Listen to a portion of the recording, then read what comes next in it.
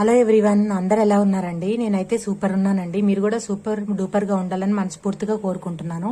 So ఇవాళ మనం చేయబోయే రెసిపీ క్యాటరింగ్ స్టైల్ గోంగూర పచ్చడి అండి. తెలుసు కదండి మన తెలుగు వాళ్ళందరికీ గోంగూర పచ్చడి అంటే అందరికీ చాలా ఇష్టం కదా. సో ఆ గోంగూర పచ్చడి ఈజీ ప్రాసెస్ లో టేస్టీగా చేసి చూపిపోతున్నాను. సో చూసేయండి, వచ్చేయండి మన వంటగదిలోకి. సో దానికి కావాల్సిన పదార్థాలండి. ఫస్ట్ 2 మీడియం సైజ్ గోంగూర కట్టలు ఇట్లా తీసుకొని ఆకుల వరకు మంచిగా ఒక 4-5 టైమ్స్ కడిగానండి. ఇసుక ఎక్కువ ఉంటుంది, సో అందుకని గోంగూర పచ్చడి ఎక్కువ సార్లు వాష్ చేసుకోవాలి. సో అది గుర్తుపెట్టుకోండి.